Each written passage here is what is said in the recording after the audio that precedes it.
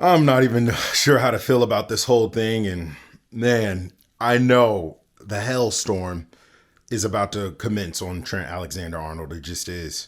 Very disappointing result, a result that I felt like we probably should have won. Credit to Manchester United. They found the weakness in our team and they exploited it. And that weakness today was Trent, sadly. And both goals, Trent was 100% at fault. And you could visibly see how livid Virgil van Dijk was with him today and just screaming his name, Trent. You could see it, that he was just, and that was me too, screaming at the screen. And it for me, it's not an issue of talent. It's an issue of effort, right? It's an issue of effort. And I was saying this to myself as this was going on. Both goals, Trent is lacking effort. Too often, there was moments in this game where Cody Gakpo, our left winger, was covering for Trent at right back. That makes no sense in a game like this where you should be the key man. You should be the guy that's making things happen in huge matches like this, especially with the things that you're demanding off the field. And don't take my words as me coming after Trent. This is me being honest. He was awful today. And for a player that I love a whole ton, and I'm sure the entire city of Liverpool does as well, it's extremely disappointing to see him play like this. And we all have bad games, but again, it's not a form thing for me. It was an effort thing for me. And Bradley coming on and being incrementally and monumentally, I wouldn't even say incrementally, monumentally better in minutes shows that Trent's head maybe somewhere else. It might be somewhere else.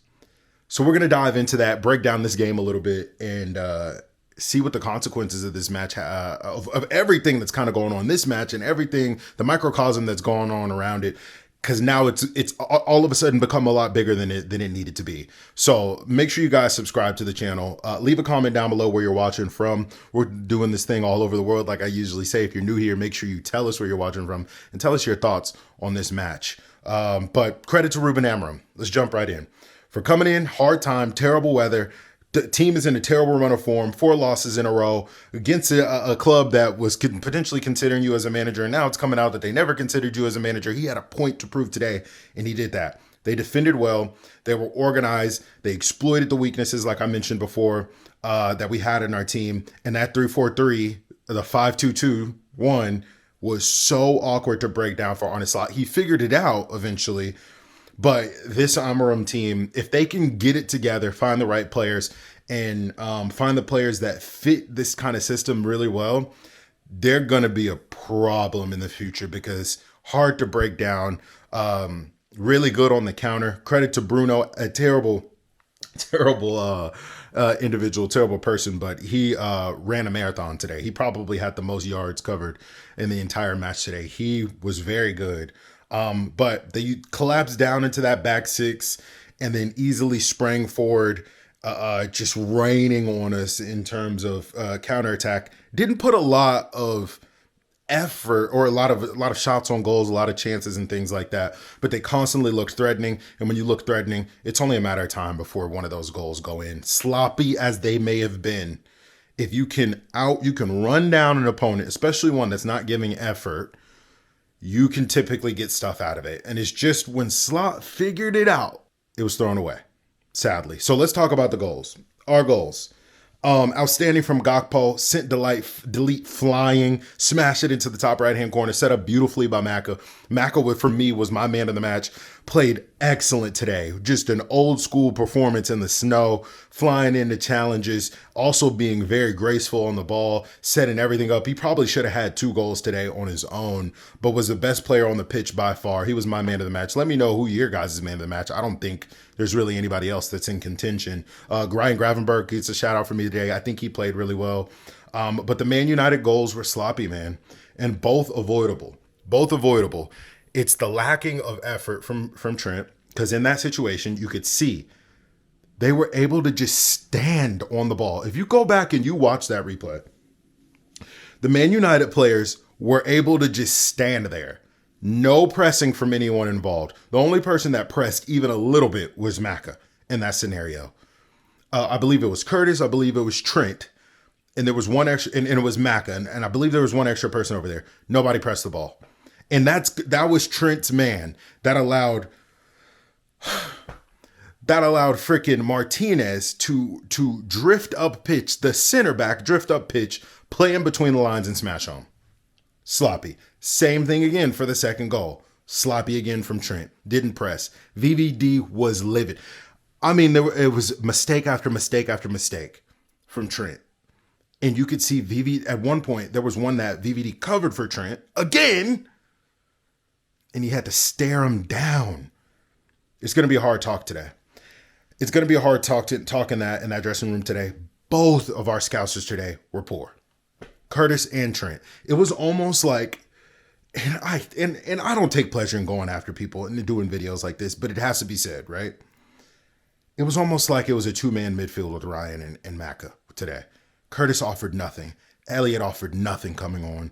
It was one of those games where you miss Dominic Szoboszlai and you understand how important he is to this team, and you stop talking about his decision making is bad. Dominic Szoboszlai isn't even as good as Curtis Jones. I need you all to shut the hell up, because that midfield three of Dom, Gravenberch, and Maka are the best three that we have, period. I don't want to hear nothing about it anymore. I think if Szoboszlai plays in this game today, I think it's a completely different game. And I do think that midfield was handicapped with Curtis Jones being in there. And the back line was handicapped with Trent being in there. And it's all about effort. This is Liverpool FC. This ain't Chelsea. This ain't Man United. This ain't City. If your head is turned, go. Just get out of the club. Because even if you were deciding to leave, and we've had players leave in the past, and that's fine. It's fine. We're not going to hold it against you. We're still going to love you. We still love Luis Suarez. We still love Coutinho. We still talk about some of these players with fondness. We say they're traitors, all this extra stuff. We still love those guys. But none of them stopped giving 100% up until the day that they left. Luis Suarez didn't. Coutinho didn't.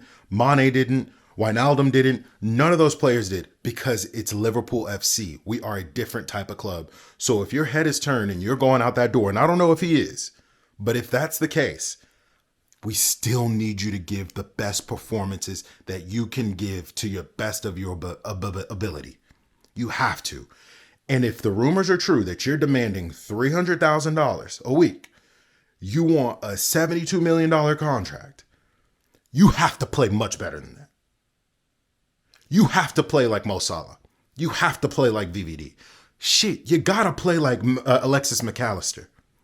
If you're demanding best player in the world type of wages, you can't have games like that. Not against Manchester United. Not against huge games like that. You just can't.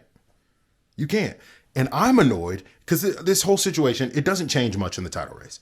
But I'm annoyed because this is a game we should have won, but it was thrown away due to a player's negligence.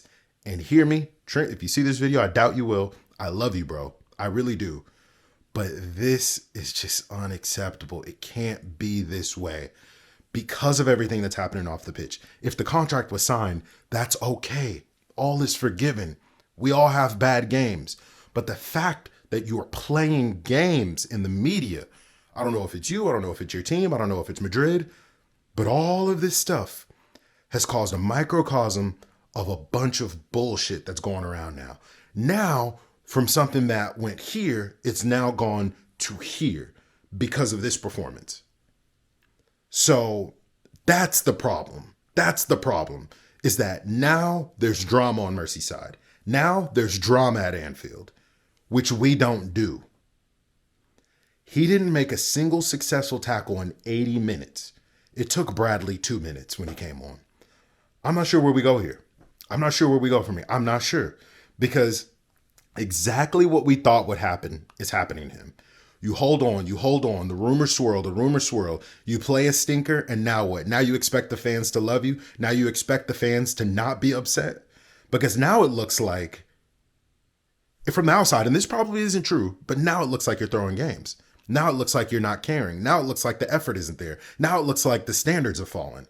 And Slot, credit to him, he did his best and worked his magic and figured out this really tricky Ruben Amorim system but it was thrown away, sadly, due to negligence and lack of standards, which is so unfortunate because Slot figured it out. He did the tinkering in halftime, and it was a completely different game at halftime, but it was thrown away.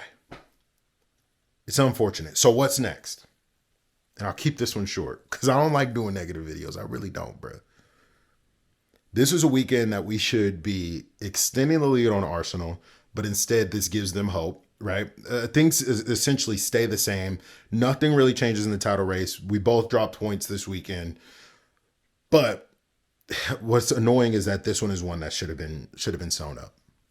And you wonder now, what's going on with the contracts? Everyone's, not just Trent's, everyone's. And next is Tottenham, and we have to be prepared for that. We have to be much better than we were today. I can see Connor Bradley starting that game potentially. I think he is a much better right back, and I think his ceiling is potentially higher than Trent's. And I know a lot of you guys on the channel agree, 100%. What Connor was able to do in just a handful of minutes, Trent wasn't able to do in 80-something minutes, and it's been this way for a long time. It's not just this match.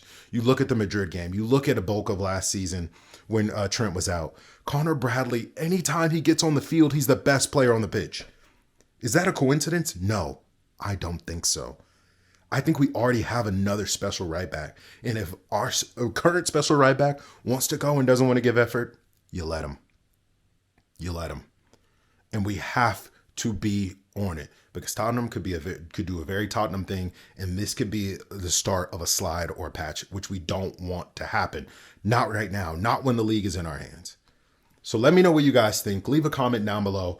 What are your thoughts on this match? What's your starting 11 for the Tottenham match? Where do we go from here? What do you guys want to see this January from FSG? I think now, hopefully this shows FSG we need reinforcements. We need people in defense. And we may need another center forward. Mo Salah can't do this all, right? So we'll see you guys on the next one. Make sure you guys like, comment, and subscribe if you loved the video. I appreciate you all. Happy New Year, and we'll see you on the next one. Peace.